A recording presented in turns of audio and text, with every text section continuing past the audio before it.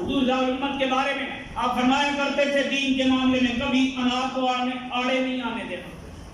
ہمیشہ اپنی انا کو نیچے رکھنا، دین کے وقار کو بلند رکھنا۔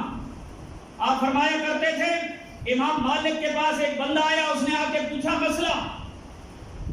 امام مالک نے فرمایا مجھے نہیں پتا،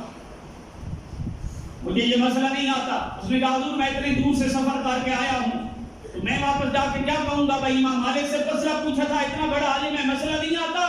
امام مالک نے فرمایا ہاں واپس جا کے بتا دینا امام مالک کو اس مسئلے کی خبر نہیں تھی۔ حضور ذات امت کی واقعہ سنا کے فرمایا کرتے تھے، فرمایا علم کے معاملے میں کبھی انا کو آڑے نہیں آنے دینا، اس شے کی خبر ہو بتا دو، جس کی خبر نہ ہو تسلیم کرنے میں کوئی حرج نہیں کہ مجھے اس کا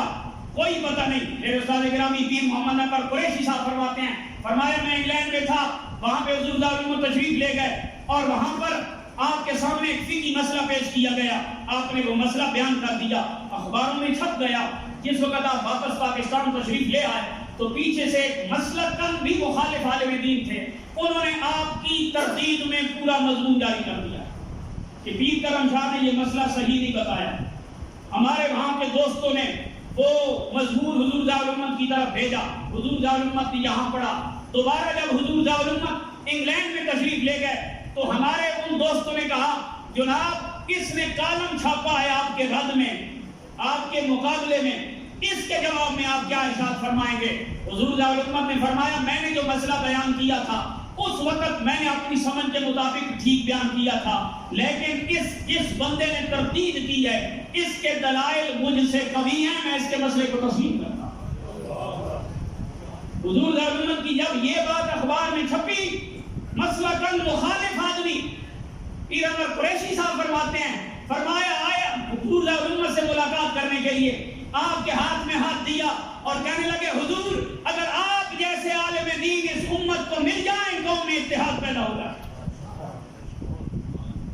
یہ حضور ذات امت کی فکر تھی کہ جو مسئلہ جہاں تک معلوم ہے وہ بتا دیا، جہاں پتہ نہیں تھا، جہاں سے غلطی ہوتی ہے وہ تسلیم کرتے ہیں۔ لیکن آج جو جتنے بھی مسائل ہیں اسی وجہ سے آپ نے فرمایا انا کو کبھی دین کے مقابلے میں آڑ نہیں بننے دینا، ہمیشہ دین کو ترجیح دینا، اور طلباء کے ساتھ محبت کا یہ عالم تھا۔ روحانی طور پہ بھی حضور ذات امت اس مقام پہ فائز ہیں۔ ایک فاضل دھیرا نے، میں نام اس لیے نہیں لے رہا کہ ہر شخصیت کے اپنے تعلقات ہوتے ہیں، ایک فاضل دھیرا نے یہ بات بیان کی، کہتے میں جب پڑھتا تھا دھیرا شریف میں تو کمرے کے اندر طلباء کا مزاج ہوتا ہے، چھوٹی موٹی غلطیاں ہو جاتی ہیں، کمرے کے اندر ایک لڑکے کی کاپی پڑی ہوئی تھی، اس کے پہلے صفحے کی پر اس لڑکے کا نام لکھا ہوا تھا، میں نے وہ ورقہ پھاڑا، اس کا نام ختم کیا، کاپی اٹھائی اور اوپر اپنا نام لکھا اور پیریڈ میں چلا گیا۔ وہ پڑھانے والا کوئی عام استاد نہیں تھا، حضور ذات امت تھی۔ کمرے سے یوں کاپی اٹھا کے کہتے ہیں جب پیریڈ میں گیا اور اپنا نام لکھا اور میں وہاں لکھ رہا تھا، سبق پڑھاتے ہوئے حضور ذات امت نے فرمایا اگر تم کمرے سے آتے ہوئے دوسروں کی کاپیاں اٹھاؤ، پہلے ورقے پھاڑو، اپنا نام لکھو اور یہاں آ کے اگر ان کاپیوں کے اوپر تم پڑھو گے تو تمہیں فیض کیا ملے گا؟ دنیا والوں کو تو تم جھوٹائی دے لو گے، قیامت والے دن کیا جواب دو گے؟ تو وہ فاضل گھیرا یہ واقعہ بیان کرتی ہے، فرماتے تھے اس سے پتہ چلتا ہے کہ حضور ذات امت کی نگاہ کتنی تیز تھی اور پیریڈ میں آنے والے لوگوں کی کس طرح اصلاح فرمایا کرتے